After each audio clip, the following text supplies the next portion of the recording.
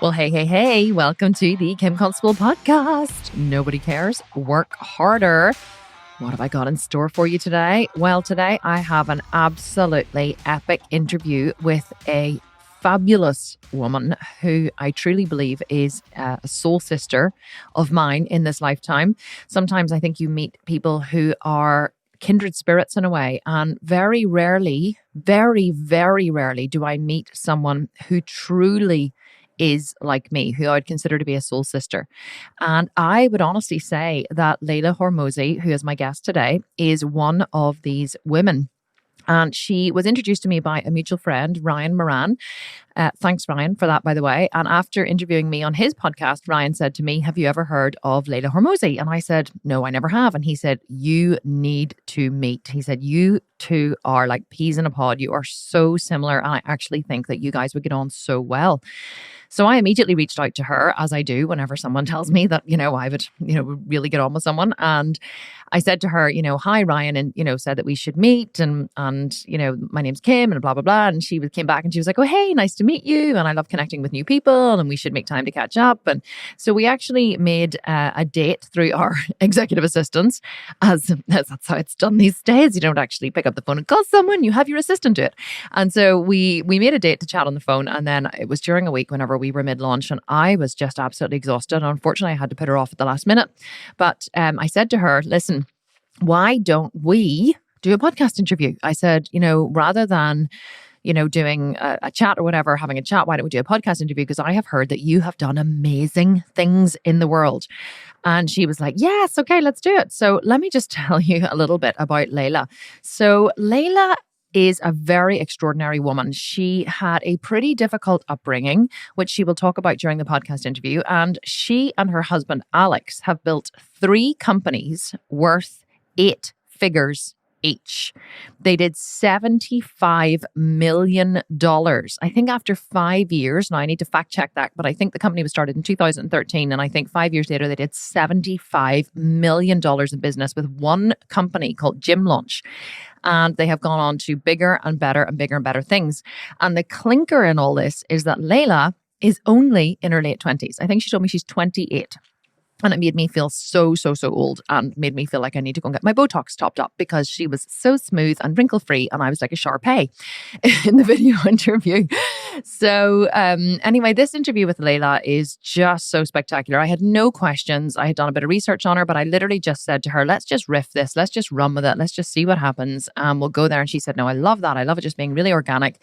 And we had such an amazing chat. And there was a couple of times during the interview when I actually got like a little bit emotional because I was, I obviously didn't start like bawling my eyes out, which I know I have been prone to bawling my eyes out on this podcast in the past. But there were a couple of times when I felt myself almost tears prickling the back of my eyes because what she was saying was resonating so deeply with me and my own struggles and what I have been through and what I had felt. And I truly felt, oh my God, this girl and I are so similar in so many ways. And I just know that you're going to love her. She's one of the most genuinely down to earth, wonderful people. And she describes her entire, business and how she built it with her husband and the things that she does in order to, to be more effective in life and be better in life. And you're just going to love it. Absolutely love it. So I hope you enjoy this interview. Before we get to it, don't forget that if you want to be in with a chance of winning a program, winning a Sculpted Vegan program, all you have to do is leave a review on the podcast. What date are we now? We're nearing the end of November. And so we're going to be choosing the winner for November very soon and announcing it on the podcast at the start of December. So if you want to be in with the chance, simply screenshot your review, screenshot it before you click the post button, because sometimes once you've submitted it, it can disappear into the abyss.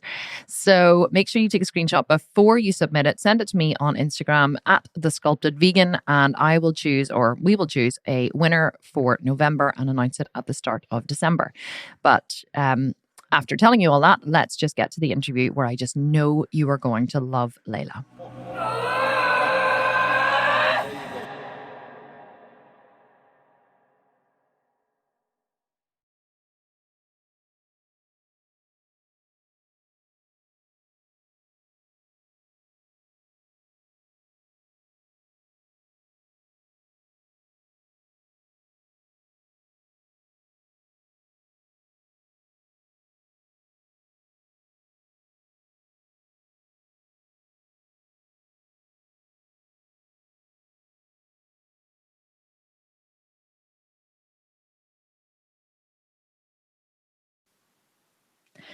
Leila, so good to have you here. Thank you so much for agreeing to this interview. Oh, I'm excited to be here. I appreciate you asking me to come on. Here, do you know, it's so funny because we have a mutual friend, Ryan Moran. And Ryan said to me, I don't know if you know the backstory. I talked about it recently. And I ran a masterclass for a new business program we were launching, and I called it 12 months to 1 million.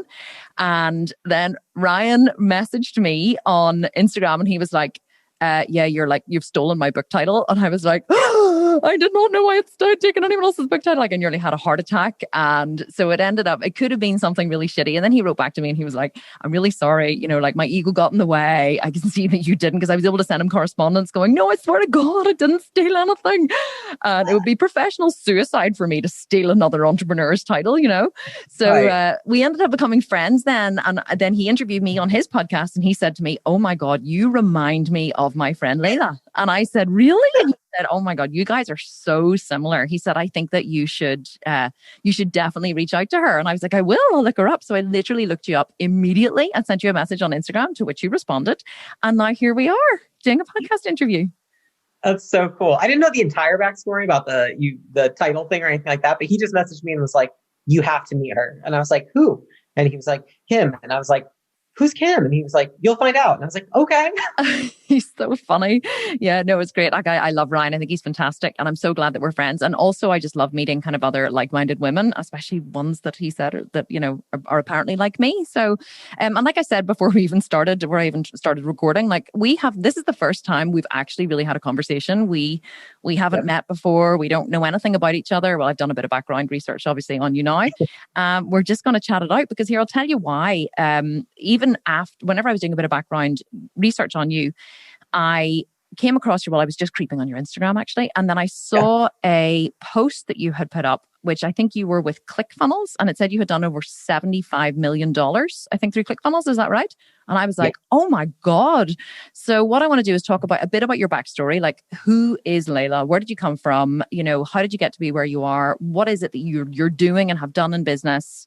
And just like, any hints and tips and strategies you can give my listeners who are really into being, I guess, this started out as a fitness podcast, fitness and bodybuilding podcast, kind of then turned into more of a life coaching podcast. So I'm really into what makes you successful. Like, what are the character traits you think people need, or what character traits have you developed personally that can help you to be successful? So that's kind of the angle that I want to go at with this podcast. But first, I would just love to know, who are you? Where are you from? It's like a game show, isn't it? Tell me your name and where you come from. So who is Leila? Who are you? Where do you come from? What's your backstory? Yeah. Well, I'm currently in Austin, Texas, which I am very grateful for, to be in Texas out of all the states right now. It's the best state to be in during coronavirus. Definitely is. Voluntary closure of your business right now. So it's excellent. Very nice. I come from Michigan. And so that's where I was born and raised, small town, Portage, Michigan, this part of the mitten. And it's funny. I grew up, and my family, it was like the typical like middle class America, in the Midwest. My dad was a teacher. My mom stayed at home.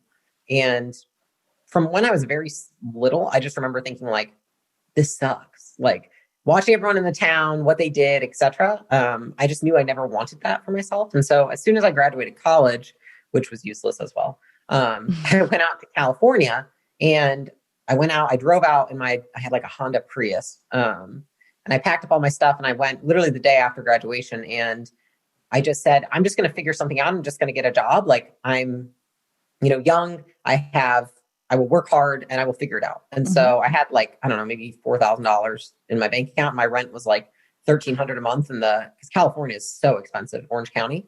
But I just knew that I wanted to get into fitness. And I was like, if I want to get into fitness, I should just go to where it's centralized in the US, which is Orange County. If I can be successful there, then I can probably be successful anywhere else. And so I drove out there, very quickly realized that in order to be successful in fitness, you don't just have to understand fitness and nutrition and mindset, but you also have to understand marketing and sales and business.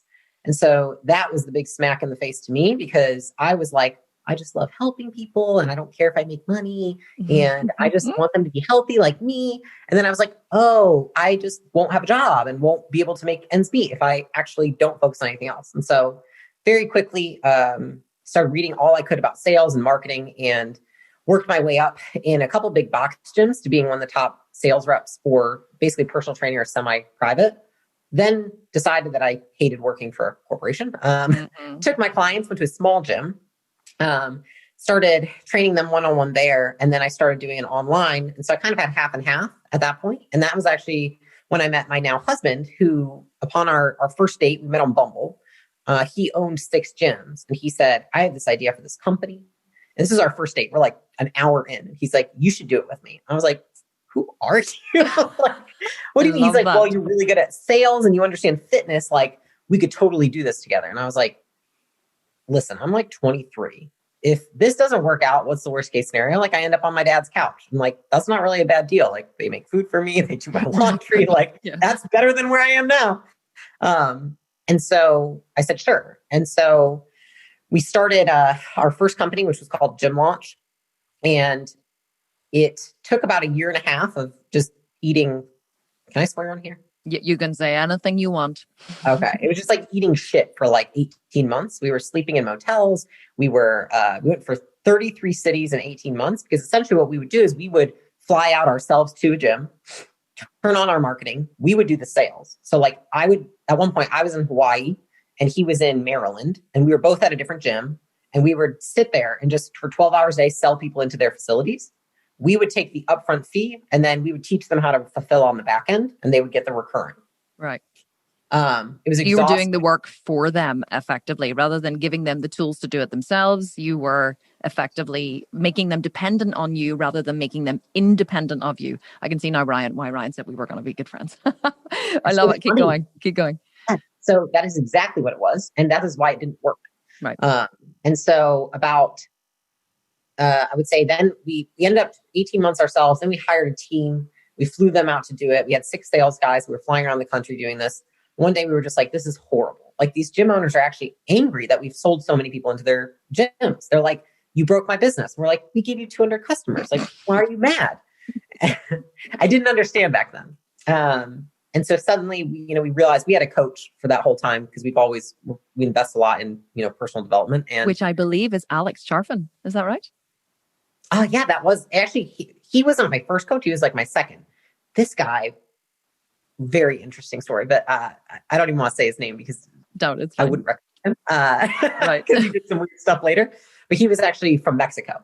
And he doesn't even speak English. And so it was all translated. It was very interesting. But we realized that we had to teach them in order for them to own the outcome. And so one day we decided we weren't going to do it anymore. We were like, I don't know what we're going to do, but we're not going to do this. We were actually possibly going to pursue online fitness.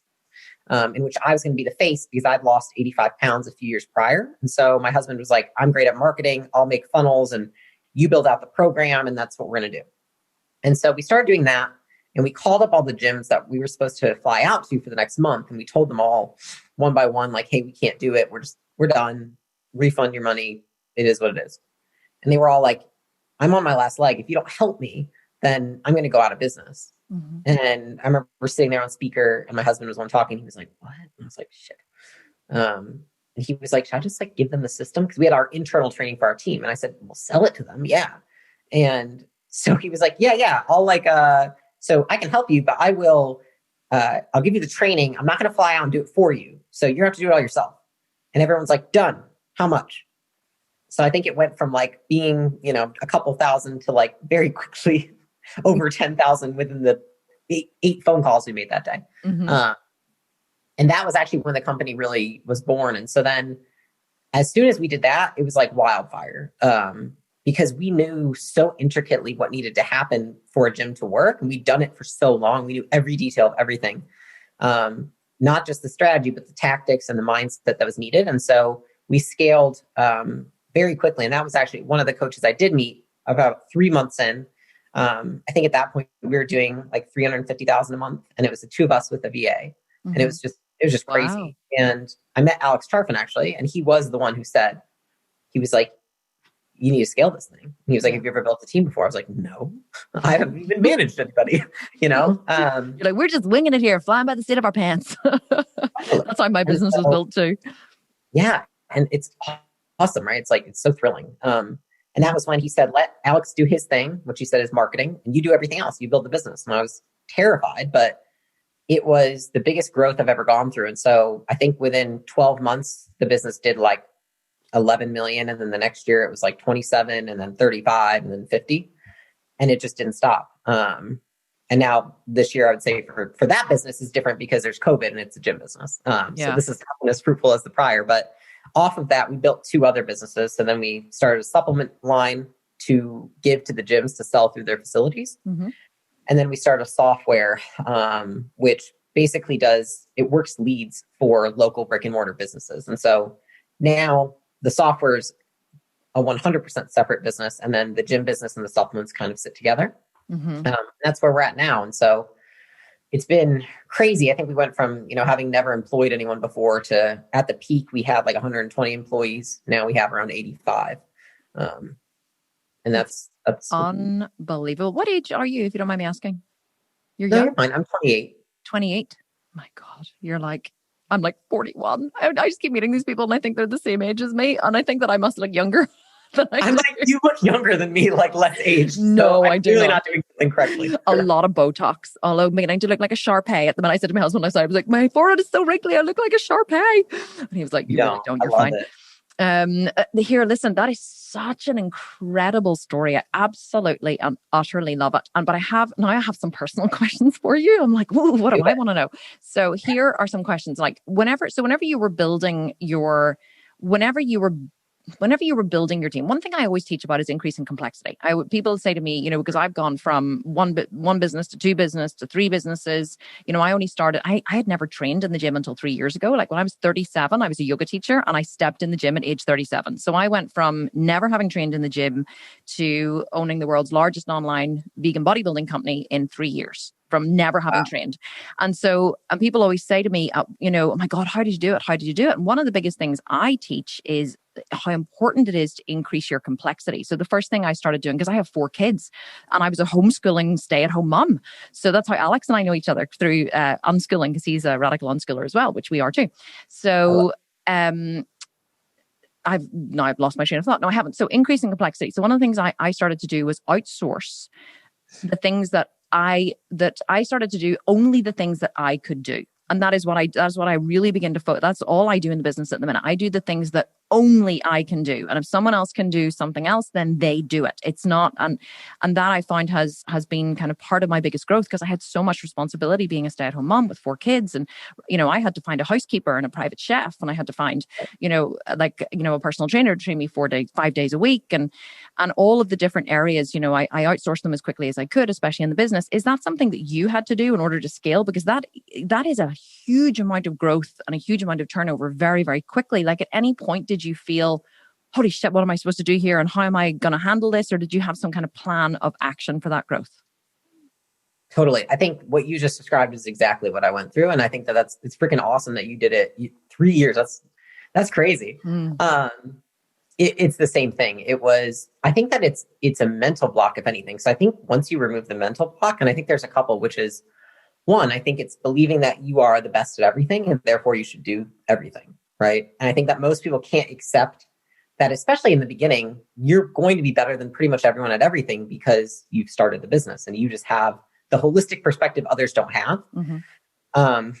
And many people don't have the patience to train people, like truly train them, and then also do Q&A, which I would say is management. Mm-hmm.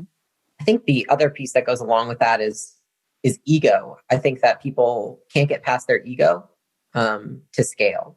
And it's often because I see a lot of people who, if they have really high turnover, I don't think there's anything wrong with firing people quickly, but when you fire 11 out of 11 executive assistants or 11 out of 11, director of this, it's, one, you're not picking the right people. And 2, it's often, I think a lot of people don't want someone better than them doing something because it's a threat, right? And so I think a lot of the times in order to scale, and you probably know this, right? Like you have to be willing to let other people do things, take the credit, and be better than you, which means that you can't have an ego about it.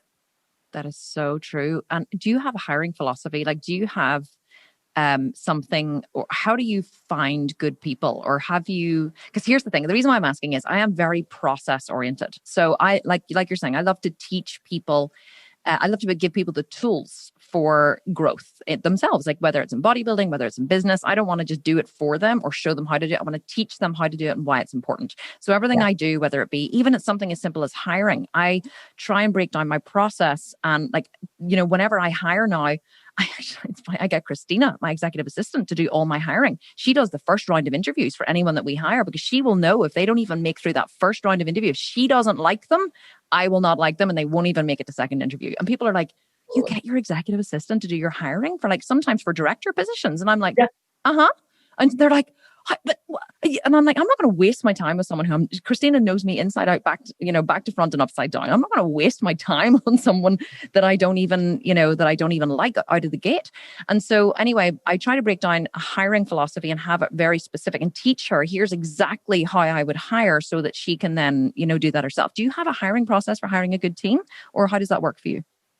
Yeah, I think I have like 35 I've been creating, because I have a training, and then I'm now creating an updated version of it. And I think it's frameworks, right? So I try to put things, and I have like 35. And so I'm like, I need to condense them. But basically the concepts, and put them into visuals almost. Like, does it fit into a triangle? Is it a picture? Is it a circle with some kind of cycle? I think that those stick with people, and you can teach teams quickly if they can see it visually too. Mm-hmm. And so I think if I were to sum it up though, I think that there's a few things. One, I freaking love that you have Christine do your interviews, because I do that with my assistant, Yasmin. I'm like, she knows every time. And I'm sure you did it by, like, she would watch you do interviews and see exactly how you react. And she's like an extension of you. So of course you should have her interview. For me, it's hire slow, fire fast. Mm-hmm. So I will allow for the business to have a pain until I find someone that I am stoked about. Like, I have to be excited about them. I think that's the biggest thing. And if I have even a slight hesitation, and I think that it takes a lot of, I honestly think it takes a lot of practice, then I just won't hire them, because I know that I will eventually fire them, because that hesitation is something I detected during interviewing. And I think that a lot of the times the thing that people have to watch for during interviews is, it's not what someone's saying, because they're just rehearsing the things that they think you want to hear. It's, what are their facial expressions? What are their pauses? When you throw at them questions that wouldn't be on a normal interview, how do they react? And so I think it's the micro expressions. Like, I really think it's reading people. And I think that the better a leader, a CEO, anyone is at reading people, the better decisions you can make. Because I think it's like 90% of what people say is often untrue, or at least manipulated to some extent. And so it's like, you really have to just pay attention to what their facial expressions are, their tone of voice, their body language on the interviews. I think that's more telling than anything. I agree. So intuition, I call it. I always say, whenever I follow my gut, anytime I've gone against my gut ever, and I've hired someone against my gut, they've never worked out, and we've had to fire them quickly. Every single time. And even my team, my director of operations, Jamie, she always says to me, what is your gut saying? Whenever I'm like, I'm not sure, I don't know. She's like, what is your gut saying? Because it's never wrong when it comes to names of programs, when it comes to concepts, when it comes to hiring. And I always go, okay, my gut says this. She goes, well, then we'll go with that. Like, my team knows so well now, don't let Kim go against her gut, because it always backfires on us. And so I love that. So you use intuition. Where did you get so intuitive? Like, where did you learn these skills of being a people person? What was your childhood like, or what were your parents like? Do you think it's something that came from childhood? I have a terrible habit of asking 100 questions instead of just one. I'll tell you that now. I'm like, no. I think it's a legit point. Because I think it does. I think that I did not have a great childhood. And I think that a lot of people say that. I think a lot of people don't have a great childhood, because you're a kid, you're just naturally more sensitive. You don't have the defenses of the world. Right. Mm-hmm. And so when I grew up, my parents were like married and they were happy. And then when I was around 9, they got divorced. Quickly, my mother got into drugs and alcohol, and then became essentially an absent mother. And because I was young and I was afraid of what was going to happen if I told my dad what was going on, I lived with her for about 6.5, 7 years, where she would just like disappear. And so I basically raised myself, because she was gone most of the time. She was at a bar, she was with a boyfriend, whatever. And I to this day, I don't actually speak with her right now, because I think it just really took a toll on her. I am honestly, Kim, I'm so grateful for that, because it did a couple things. One, I had to raise myself, and therefore I am now naturally being in a leadership position makes sense for me. I'm okay having all the pressure on myself. I'm okay making decisions. I'm okay being autonomous. I'm okay making mistakes and failing. And I also think that it taught me, and there was so much of, I think, if you grow up, and a lot of people, if they've had someone in their family with like any kind of addiction, you really learn how to read people. There would be days when I remember I would walk up to the house and walking up to the driveway, I would just know. I was like, I'm going to have to call 911. Like she's passed out. And like, I don't know if she's going to be breathing. Like I would just have the feeling. And I mean, I kid you not, it's like I would walk in and that would be what was happened. And it was like, and that is what changed me the most as a person, because I became an adult a lot faster, I think. And then learning to read people, I started then being really, at a young age, around 14, I started reading a lot about psychology, about awareness, a lot of Tony Robbins, Jim Rohn, like all that stuff. I got into it really early. And same with working out, because I just so desperately never wanted to be like that. And I always wanted to be able to help other people not fall into the same tracks that people say in their family had. And I remember there was one phrase that was something like, one of these speeches I listened to, it's like, it's your turn to break the patterns in your family. And I looked at, I was like, nobody in my family has been massively successful. Nobody has, they've all just done what they're supposed to do. And I was like, I want to be an amazing mother, wife, business owner. And that is my goal. And so I remember at a young age feeling that way. And just, that was what drove me. And I think that it just naturally led to, if you want to be successful in anything, fitness, running a business, relationships, it's like, you have to just increase your level of self-awareness. Because if you don't know why you do what you do, then how can you change what you're doing? Because you don't know where the source comes from. And it's like, once you solve the source, which I'm sure it's like eating, for example. People don't understand why they're snacking. They don't understand why they overeat. They don't understand why they cave in when they're in social gatherings. If you can find out why you do that, then you can change everything, and it doesn't feel hard. And so I just think I think it is 100% like the most important thing that anyone can invest in, is just understanding human psychology. Do you know, honestly, listening to you, there's a couple of times while you've been speaking, I've actually almost felt myself getting emotional, because everything you're talking about, I swear we are twins. Are we really? Like 12 years apart. Honestly, 13 years apart. Everything you are talking about, I am like, shit, this girl is me in so many ways. Now, not that my mom had an alcohol or drug addiction, but my parents divorced. They separated when I was 7. It was a really, really painful and messy divorce where they fought over us really badly. My mom left the family home because it was my dad's family home that he had always grown up in. So she left. We were in boarding school from age 7. So we spent one weekend with mom, one weekend with dad. My dad married a woman that none of us liked, that didn't like us. Like between the ages of 7 and 12, my life was so painful. And like you, I never considered what you've said. I think I became so good at reading people, especially my stepmom. We had to figure out, is she going to be in a bad mood? Is she going to be in a good mood? Is she going to have a migraine? Is she going to this? Is she going to that? Is my dad going to be angry, upset? What's the mood going to be like? Is it, it was, and also in boarding school, I was there from age 7. You're constantly, human beings are wired for safety and security. And, at age 7, you're wired for is comfort, safety, and security. So you're constantly looking at who are the teachers that are angry, who are the teachers that are not, who's the nice matron, who's the bad matron, who's the nice house mistress, who's the bad house mistress. So you're constantly evaluating your behavior. What did I do to cause that? What did I not do to cause, so you become like a real systems thinker, but also like you, I had such a hard time, if you like. I had to, like my middle sister, Carrie, who was older than me, I did this on the podcast the other week, and I actually burst into tears and I cried. I didn't realize how painful it had been for me to remember like crawling and hearing her crying at night and having to come down from top bunk into her bed and comfort her. Like I was always even though I was the youngest, I was always the strong one in the family, and having to really take on her pain and put mine aside and be like, I'm upset, I'm missing home, this is so painful for me, but I had to take care of her, even though she was older than me. And even going through it and talking about it was just like, it brought up so many memories for me, but I was really examining, why am I strong? Why am I the kind of, like the motto for this podcast is nobody cares, work harder. Nobody cares, work fucking harder. Seriously. Like, honestly, pull up your big girl pants and get on with it.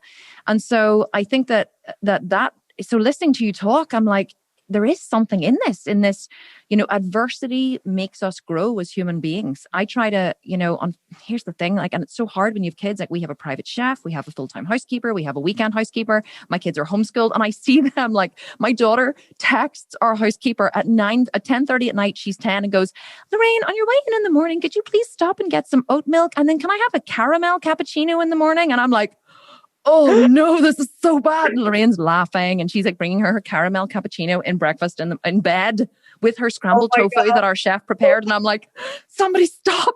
Fuck me. This is so bad. But then on the other hand, I try and give them as much natural adversity as I possibly can, because they do have, I had to replace myself at home. I had to get people to do my job because I'm not there to do it. And even though I say to Lorraine, don't feed them in bed, don't bring them breakfast in bed, she's like, but I love it. I love taking care of them. I'm like, oh, this is so bad. Anyway, I digress. But like, we have so many things in common. But so here's what I want to ask you though. Like, so your teenage years, did you find during your teenage years, like, were you an entrepreneurial type of person during your teenage years? Did you have a job young? Did you start young? Like, I guess I want to really dig into like, what is the mindset that you believe that really, truly makes someone successful, whether that be in bodybuilding and fitness and relationships and life? Like, if you could define who you are as a person, what would that be like? I think so. There's a motto that I aim for, and then there's what drove me prior, right? The motto I aim for now is sharp mind, kind heart. That is what I want to embody. I want people to talk to me and be like, she's quick, she's smart. I get why she has business, but I also never want to lose my compassion, because I think that so many people do as they get more into business. Okay. And I can tell you, after 5 years, and I don't even know how many people trying to sue me and come after me, there are days when I'm like, I just want to kill everybody, right? Mm-hmm.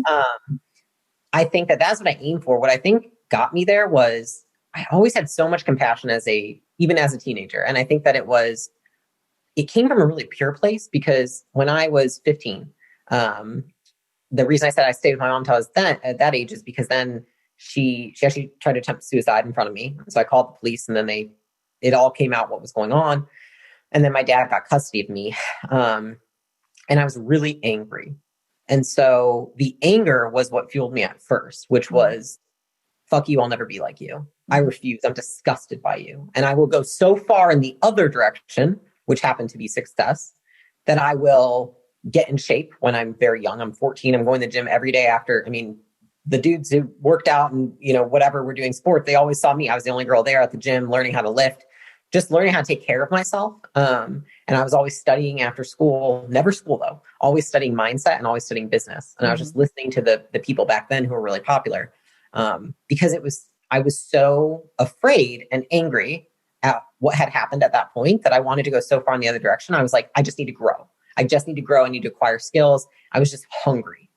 And I think that there was a flip when I was probably about 19, 20. The year prior I went to college, I went down like a really deep hole because I let that anger really grab hold of me.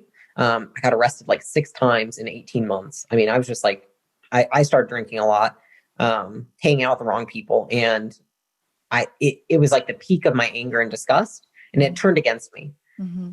And that is when I had already been in therapy for a while, but I went back to therapy. I found a new therapist, and I was with her for like 3 years. And then out of that birthed, I think, what has built me for success, which was no longer fueled by anger, but fueled by the hunger to grow and the desire to not be a product of my past, and instead be an inspiration for others. And so what drove me, especially in the beginning of starting the business, was I just want to show other people what's possible.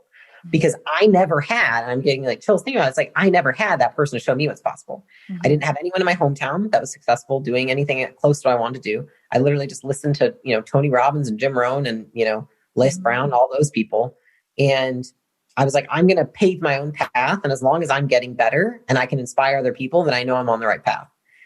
And that's really what I thought. I think that a lot of it is I want to be the woman that I didn't have in my life. I didn't have a mother figure who was worth looking up to, in my opinion. I didn't have that. And though I'm so grateful for what happened, and I wouldn't be who I am if she wasn't that way, which is crazy. I still think that is what I've always strived to be. Is I picture sharp mind, kind heart, and just wanting to do for the world the thing that I didn't have, the thing that I felt I lacked. Yeah, I find as well, and you may find this too, and you can correct me if I'm wrong. I find that sometimes I love that sharp mind, kind heart. It makes me think of many people. I was going to say many people underestimate me, and I don't mean that they underestimate me, but I think that many people mistake true kindness and empathy for thinking they can thinking they can either work you or get one over on you. And so I'm the same as you. Like I'm, quick to hire, quick to fire. I'm the kind of person, my team hate it. I'm not like this anymore. I used to be like, you want a job? Great, you're hired. And if they didn't work for it, if they didn't work out, I'd be like, okay, you're fired.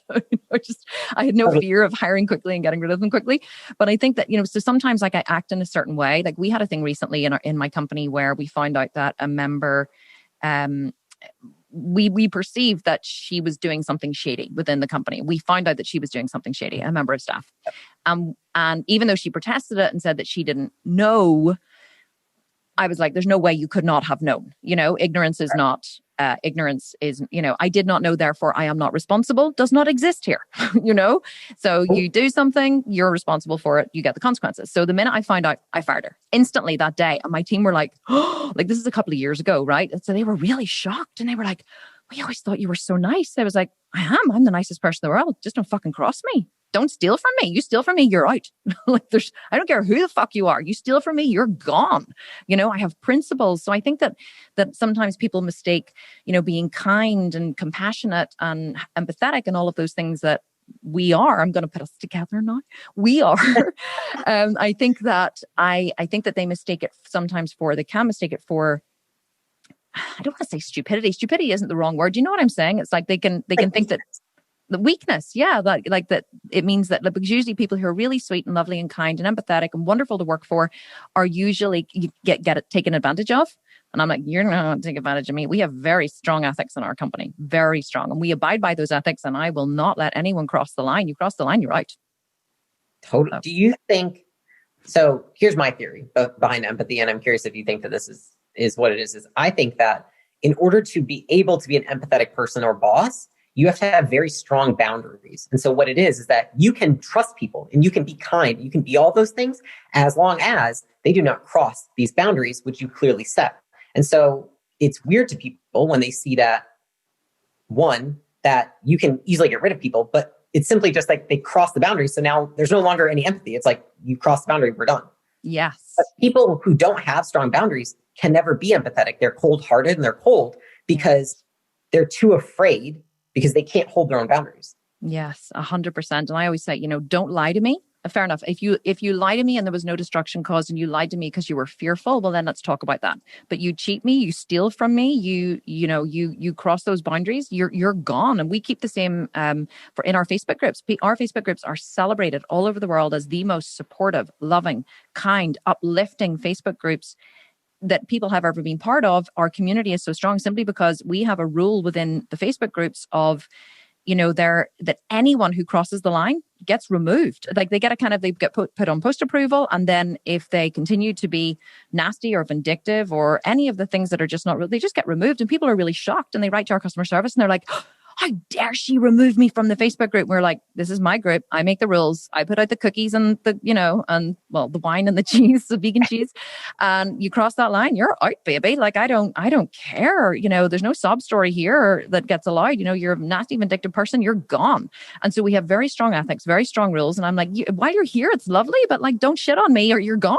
You say. So it's just about having really strong boundaries. But I think as a woman sometimes as well, it's harder in the business world. I would love to know your view on this. So as a woman competing in a man's world in fitness, most of the hate that I get, and I get a lot of hate, because I'm not afraid to stand up and speak my mind, and I'm not afraid to be who I am in the world. And so that brings up a lot of people's issues because I have very strong opinions on things.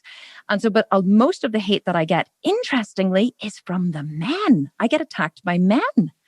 Other male fitness trainers. And I always find that really interesting, but I think it's because, one, I'm making more money than most of them. Two, I actually have more muscles than most of them. And, and I've been able to do a lot of things. I'm competing in inverted commas in a man's world. Have you found that true for yourself? Oh, absolutely. I think that more of what I've seen is dismissive. I've been on business calls where someone has referred to me as, oh, honey, you're just like the secretary, right? Just demeaning things like that. And if it's really funny, as I was just reading a book about this, and it was saying the worst dynamic is a woman in power and a man who is in less power. Those men have the most heightened insecurity and envy. That's the most envious a man can be, is when they see, because they hate the woman because they think, why do you have that position and I do not? And it makes them feel so insecure that they hate her more than a man in power. Wow. And I do believe a lot of it is social conditioning as well. My husband and I do a lot of relationship work together and separately. We both have coaches that we actually have the same coach that we work with, and we do a lot of joint sessions. Whenever there's an issue comes up in our marriage, we do a joint session and we talk it over with her. But we also do separate sessions separately. Do you and Alex have something like that? Do you guys work hard in your relationship? We do. We did a ton in the beginning, and so we had somebody that we were coaching with and they stopped doing it actually. And I haven't had someone since. It's been like a year. But we'll read books together and then we'll discuss them and then talk about that. And we're just, what's really funny is that the best piece of advice that we ever got was you have to clear the space between the two of you. There cannot be one thing left in that crack. And so it's really just, if we feel it, we have to say it. And the thing is that doesn't work for a lot of people because they don't understand emotions. And that sometimes people are just fucking irrational. Like sometimes I'm just being a fucking crazy bitch. Like that's all it is. Yeah. And I'm like, listen, I'm being fucking nuts. I understand, but I feel this way. And he's like, really? I'm like, yeah, yeah. Fuck that person or I hate you right now. Right. I sent my husband a message last week and it was like the wrong time of the month. And I sent him a message and I started with, okay, so I recognize that every single month at this time, I bring up something in our relationship that's bothering me. So I own that first and foremost. But I still think that this is bothering. I still think this is something worth discussing because it's something I've noticed. And I think I just bury it for the rest of the month because we don't see each other as much as I would like because I work so much. And so I'm like, so I don't want to bring it up, but I just feel that it needs addressed, So I think that owning the fact that you are irrational or that you're, that you're premenstrual or whatever, I think that, it doesn't mean that it's not an issue, but owning and recognizing that issue is so true. And I think just most people aren't at cause. This is what I teach a lot on the podcast, how to be at cause with your emotion, how to, have a stimulus response pattern. A stimulus happens, Ryan does something, says something, acts in a certain way. And that stimulates a reaction to me where I get angry or scared or fearful. And so it's about owning that, slowing down the process. There's actually a great quote that I used in my TED talk. And I said, freedom lies in the capacity to pause between stimulus and response. And I always love that. And I think it's a Jim Rohn quote actually. And he said, it's that's where your freedom lies. It's like, oh, wow, I'm having a reaction. So rather than respond, or sometimes I find myself in the middle of responding to Ryan, like last week in the gym, I got angry with him about something. And I was like, and I got myself into a right wrong with him. And then I was in the right wrong and I went, oh, and I stopped and I went, oh shit, I'm having a right wrong. And he went, you don't fucking say. And I was like, I'm really sorry. I think I was angry before we went on the shoulder press. And I think that's what I need to figure out. And I was like, okay, so I'm really sorry. I'm going to stop. But it takes a huge amount of courage. And like, you feel like such a dick, you're like, oh God, I'm such a penis. Like, I can't believe I was in the middle of it. And like, all your feelings of shame come up and whatever. And seeing that being less, seen as less than. But like, I love, I love all that mind. I love all the psychology behind it, which you obviously do too. And you've studied psychology. Is that right? When you were like all the way, not studied in school, but like being interested in psychology? Yeah. And I think a lot of the people I surround myself with, that's what they're into too. I should introduce you to some of them. Like I have one of my good friends, Brooke Castillo, she's a life coach. And then my friend, Trevor Cashy, he has a nutrition company, but all he talks about is behavior change, stimulus response, like the little triangle and all that. I think that what you're saying is so incredibly correct because I think that the issue is that most people just never learn how to do the pause between. It's the same with overeating, right? Most people feel hungry and therefore I must eat. You don't have to eat because you're hungry. You have plenty of fat on your body. You'll be fine, right? But they feel like, well, because I'm hungry, I should eat. It's like, well, not really. And I think that the best thing, I don't remember where I heard the quote, but it was like, oftentimes the best response is no response to stimulus. I agree. So I think that I've had decisions I've had to make lately just in the year of 2020. And it's like, just actually not going to do anything about it because what's going to happen if I do anything about some of these things that I truly have no power over, right? Right. I agree. And sometimes more destruction is caused whenever you actually deal with it than when you don't. Tell me about goal setting. Are you a goal setter? Do you like to set goals for yourself? Yes. I like to set, well, like for the companies, we set quarterly goals and then we set, MBOs or KPIs for everyone's roles. So that's really important to make sure that you're running efficiently, as I'm sure you know. Mm-hmm. But for myself, yes, I think in terms of, I usually look at it with 3 buckets, which is just health, wealth, and relationships. And so this year, for example, the main focus is actually for us relationships, because the year prior was just so grinding it. The 4 years prior, which is so focused on actually health and wealth, that I said, I want to focus more on, I need to put more focus on relationships. And so spending more time together, that was not talking about work because we work together, and then having more friends. And that was such a game changer for us, because for 4 years, I don't think I saw anybody except for maybe every month, one person, maybe. Just kind of like working in the basement, just like building this thing. And then with, health, I always have a coach for nutrition and for my training. And so I always do that. And then for wealth, we have multiple mentors that we have. And so I think, yes, I set goals. And a lot of times I like to have somebody who holds me accountable to them in each one of those sectors. I love that. For the relationship.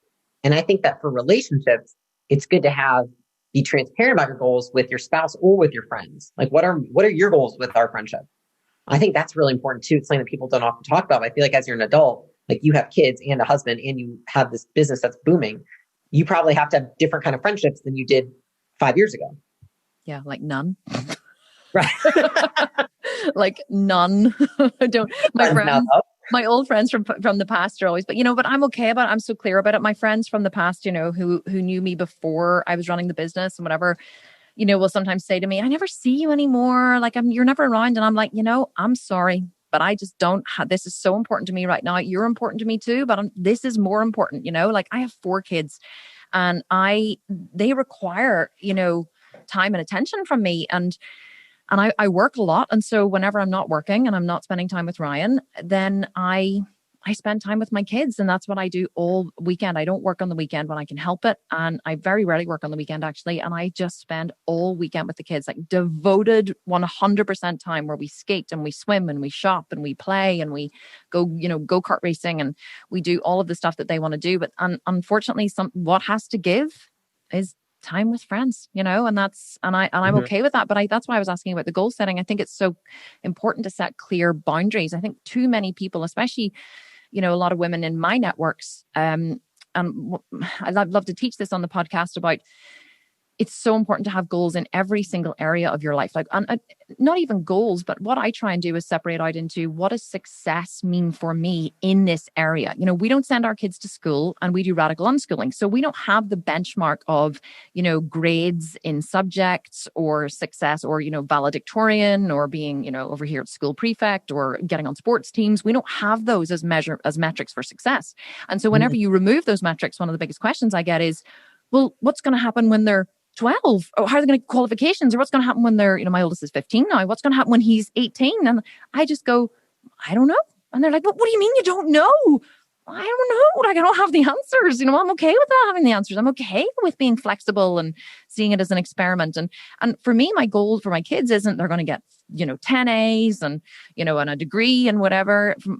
For my kids, it's like, are they, do they have an entrepreneurial mindset? Are they self-sufficient? Can they read and write and do math? Can they learn how to manage money? Like, my 15-year-old is starting his podcast, and this week he's actually an international gamer. He's one of the best Bowser players of Super Smash Bros. In the world, because he's logged over 6,000 hours of play. He's only 15. He only just turned 15 in November. So on Thursday, that's so rad.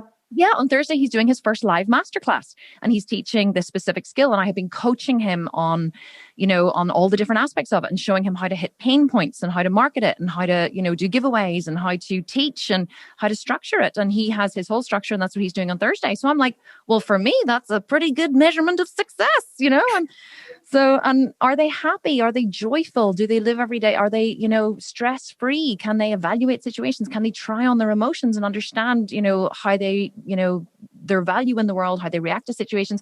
These for me are all measurements of success. But I think so many people haven't actually evaluated, what is success for me in this area? What is success for me financially? What is success in my relationship with my husband?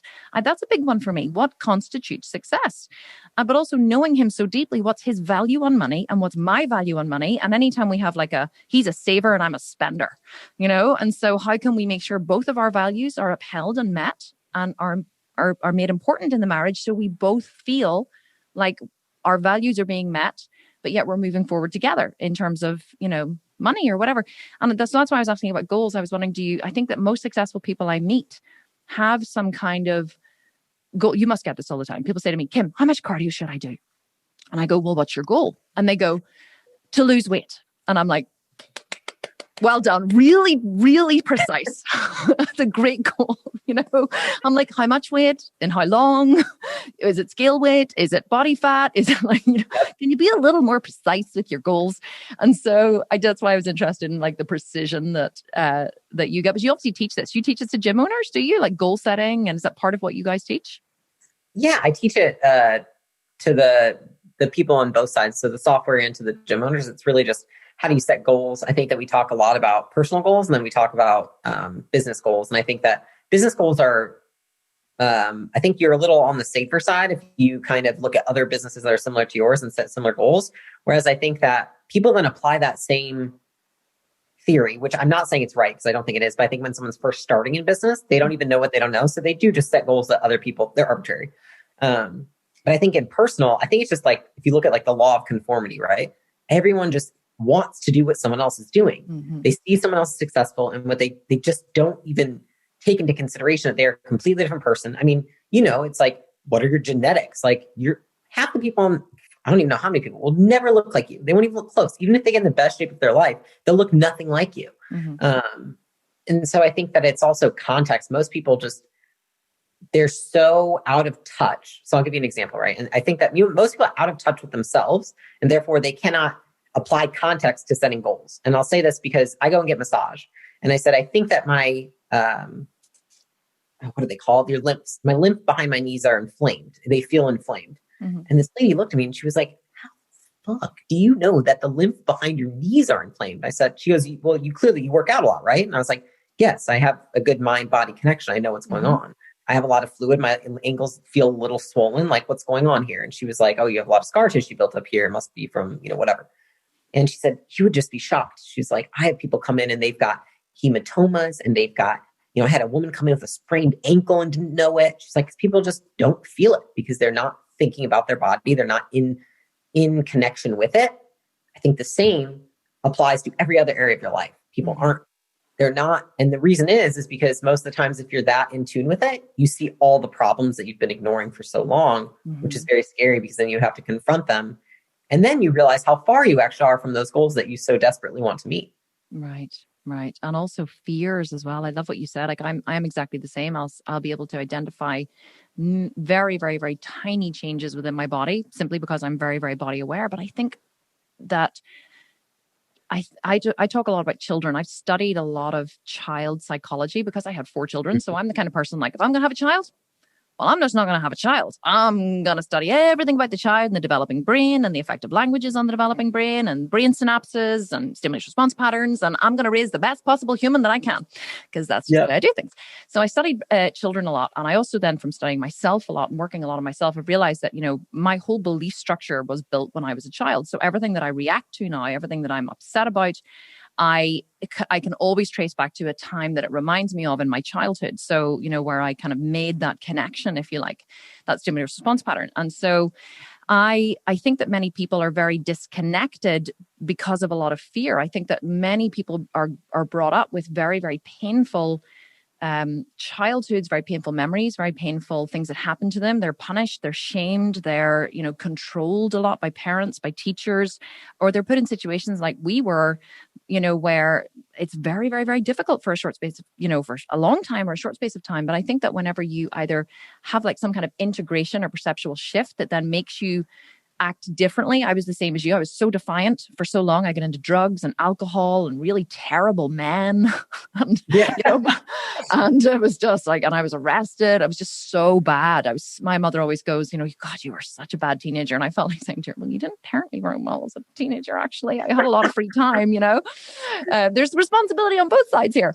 Thank God my mother doesn't listen to this podcast. So, but it's, I think that a lot of times we're so disconnected because we carry so much pain and trauma with us, from childhood. And I think that, Brene Brown says it really well. She says we're the most, medicated, in debt, overweight, adult cohort since race began, because we're stuffing our feelings continually with food, with shopping, with stress, with overworking, with spending. We're constantly stuffing our feelings. So we're so disconnected. And the more connected we become to ourselves, the more at cause we become, the more we start to recognize what triggers us and take responsibility for that. It's the only thing that's going to make you successful. I coach entrepreneurs every day in my $1 Million Mentor group, and I just constantly see this disconnect where they just cannot dig deep and find those emotions and those memories and those feelings that are necessary for sales and marketing. They just want to know the system. Teach me the emails and teach me the sales pages and just give me the system. And I'm like, I can teach you the system, but if you don't know how to plug you into the system, knowing what to do is completely useless. You can't know what to do if you don't have the emotional strength to do it. And so that's one of the areas I'm so passionate about, which is why I love hearing you talk about it, because it seems that it's very common amongst other entrepreneurs. I think it is. I think that anyone and I mean, it because it often gets you started, right? Is there's some level of awareness. And then what you realize is that those who don't have it, and this is what I've seen, we've worked with probably, I think, 3,700 gyms now. Wow. The ones who maintain success are always those who are more aware. Those who do not maintain success are those who say, how do I do it? They go do it. And then when something goes off plan or something goes wrong, outside factors, they have no idea how to change it, how to make it go back on track. And then they say, I'm going to blame everybody else except for myself. Yeah. So I think it's just, there's common traits for success, and there's also common traits for failure. I think not understanding the reasoning behind anything is going to be why someone fails. I agree. It's the difference between an entrepreneur and an employee mindset. I actually taught that as a masterclass last week. Like, are you an employee or are you an entrepreneur? The employee wants to know, give me the exact system, exactly what to do, tell me exactly how to do it in the exact order. And they want to follow the exact plan. Whereas an entrepreneur goes, tell me how to do it and I'll go figure the rest out myself. And then that was what makes them more flexible. It makes the learning deeper. The learning is more, there's two ways human beings learn, deductively or inductively. And I find that when they learn deductively, which is like, here's the plan, follow it, versus inductively, I'm going to work the plan myself and figure shit out as I go along and hope that it works. That is, failure is such an important part of success. And I think so many people are afraid to fail. And then when they do fail, they feel shame or upset or whatever it is. And then it stops them in their tracks. They can't move forward. But the ones who are successful are the ones who can accept failure as part of the journey and be flexible in their approach and grow. It's so wonderful to hear you say it. What are your plans for the future? I can't believe we've been talking for an hour. I'm like, oh my God, I can talk for 2 hours. Oh, what are your plans for the future? Like where to from here? What's your next stage or your next steps? The future for me, my focus right now is really on a couple things, which is our software company, growing that, but also looking at growing. It's really interesting. I think there's fame and there's money, and there's different ways that people measure success. And so for us, we, for a long time, said that we wanted to make money and have an impact without having to be famous. And so we've done that. And now I think that we see that there's an advantage to having both. And so brand building. Yeah, exactly. And I think that we're looking at how we can expand our reach in the next year and how we can then use that reach to honestly just add value. And if people, use our company, so be it. It definitely wouldn't be for majority of the people that would listen to any of our stuff or watch our content. But I think for both me and my husband, that's something that we want to do more of. It's just giving back and putting ourselves out there more and more in the spotlight. I think that's a focus in terms of business. And obviously I'm operating the software. So growing that is, a big thing for me. I love the team we have over there. And then I think, if I'm being really frank, a lot of our plans kind of got pushed sideways because of everything that's happened this year, with coronavirus. Yeah. And so, make sure like personal goals are very different now. So I'm focusing way more on my health goals, relationship with my husband, and the business. And so I think it's the year of expanding our reach. That's really what it is in many different ways. And I think that that's kind of the theme for this next year. I love that. I always talk about money and I always say to people, I want to be the richest person I know. And they're like, you really shouldn't say that out loud, Kim. I'm like, why not? Because I know that I'm one of the good ones. And let me tell you, I want to have as much money, as much fame as I possibly can, because I can reach more people that way and I can change more lives.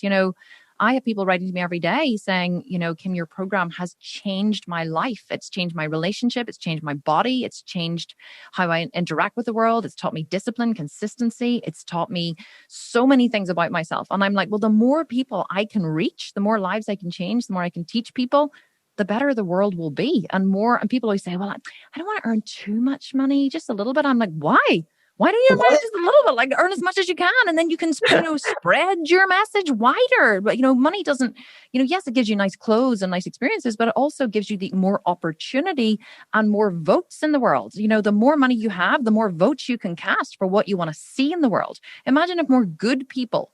I always use I liken it to. I heard it once, or read it in a book years ago, and it's not a very good analogy to use for Americans. I know, and I've said it before, and people are like, oh, shouldn't say that, but it's more like, I always say, if you think about terrorists, right? Terrorists in the world. Do you think terrorists are highly motivated to get as much money as they possibly can? People are like, well, yeah. And I'm like, why? So they can cause mass destruction. Well, imagine if on the other side, the good people were as motivated as the terrorists to get as much money as they possibly could. It's like, I love that. It's so true though. I'm like, and I always say to people, get over yourself. Stop playing it small and caring what people think. We call it WPT in our group. Like, who gives a fuck what people think? Seriously. So I'm all for you. I'm like, build your brand, be better known, spread your message. Like, you need to be on stage. You need to be doing podcasts. You need to be, spreading more of your message and reaching people on a much deeper level, because that's what people are crying out for at the minute. They're crying out for meaning, Leila. I find people are crying out for connection, for meaning, for community. I think social media is an amazing thing. Like, we give all of our kids all of the technology. They have no screen time. There's none of that in our house. But similarly, we teach them that, human beings just crave connection, and it doesn't matter where that connection comes from, but you need to. I just think that's my message. I want to spread more of that in the world. And when you focus on that, people always say, why have I been successful? Because I just focus on my people. Just giving them the best possible experience that I can give them. And then it spreads and they grow, it grows. It's not sales and marketing then, it's just serving people. It seems like you have a similar mindset. It totally is that, because if you truly believe in what you're doing, and like you're saying, then you want to market the shit out of yourself. And you want to sell everyone possible because you know that it's helping them. Yeah. And if people tell you not to do something like that, it's just because, again, they just feel insecure about themselves, because it may be against what society would like you to do, right? Because people want you to stay small. They don't want you to have power. Yeah. I love it. So true. Yeah, it's so true. But we need more good people in power. So we do. I'm on a mission. People who are real. You know what I love about your stuff is that you're just freaking real. You're yourself. And that's why I saw that. I was like, that's why Ryan was like, you guys would like to talk, because it's just no bullshit. No. And that is what people say to me. Like, we get thousands of reviews on the podcast and people say, love Kim. I love her no BS attitude. That is the biggest thing people say about no BS attitude. And she's totally real. And it makes me go, are most people fake? Like, are they, because I'm just me. And then I get really like, are most people fake? Do they not, are they not real? It was confused me for a long time. I do think it is an American thing too. And I'm not against America. I love Americans. Like, they're my best friends, but I find in America, when I was there, I told this story recently on a podcast where somebody said, whenever I was in America, I went into a pharmacy and I went up to the counter and I set my stuff down. She went, hey, how are you? And I went, oh, I'm fine, thanks. How are you? And she was like, and she kind of blinked and looked at me. I was like, and we kind of stood and looked at each other, but she was like, yeah, I'm good. And then we had this really awkward conversation. So I was like, that was weird. So I said to my friend later, I told her the story and she was like, oh yeah, whenever she said, hey, how are you? She didn't actually expect you to respond. And I went, well, why did she ask it then? She was like, it's just how we're trained. Hey, how are you? That's what you do. It's customer service. And I was like, oh. And so then I said, whereas in Ireland, if you say to someone, hey, how are you? It's because you genuinely want to know how they are. And so it's the same as someone else one of my American friends told me that if you don't say you're welcome when someone says thank you, it's considered rude.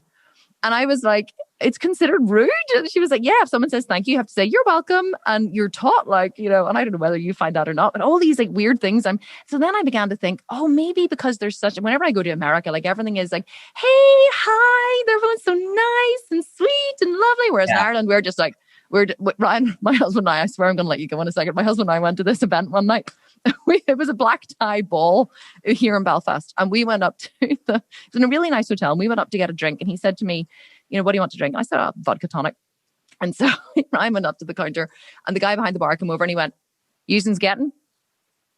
And Ryan was like, "Using's getting." That means, are you getting? Which means, can I get you a drink? Is somebody serving you? That's what I mean. Using's getting.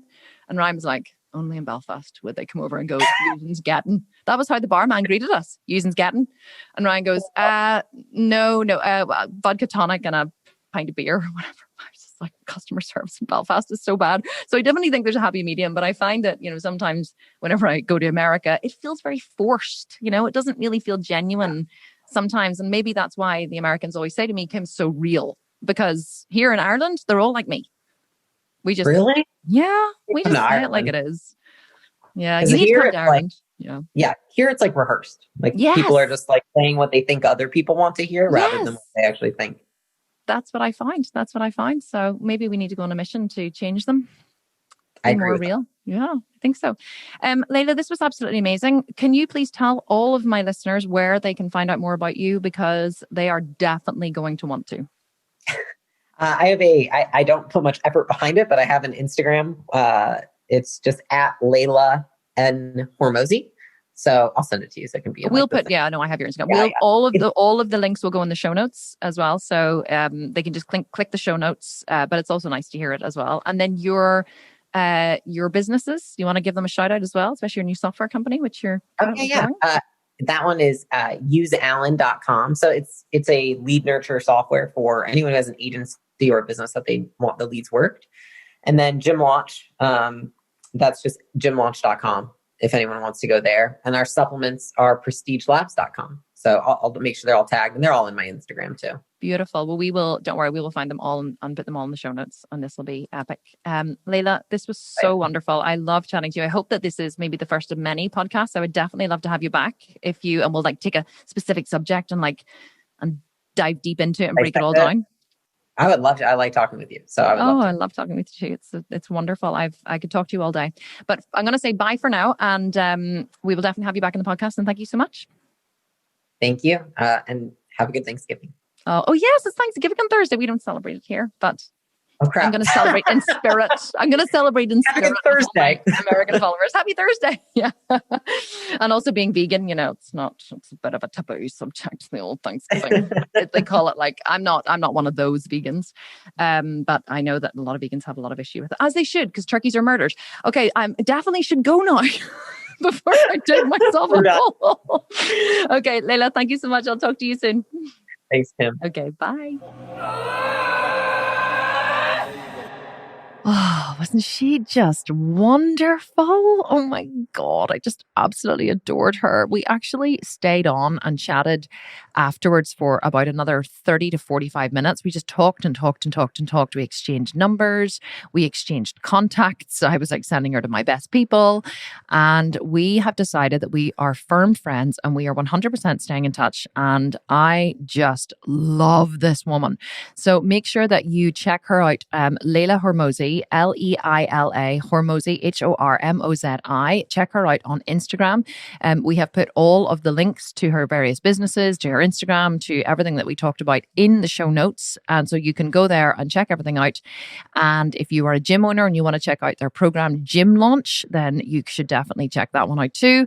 Apparently it's absolutely amazing. As you heard her saying, people were complaining they were sending her she was sending them too many customers in the beginning, which sometimes can be as overwhelming as too little customers, let me tell you, because then you have to serve all these people.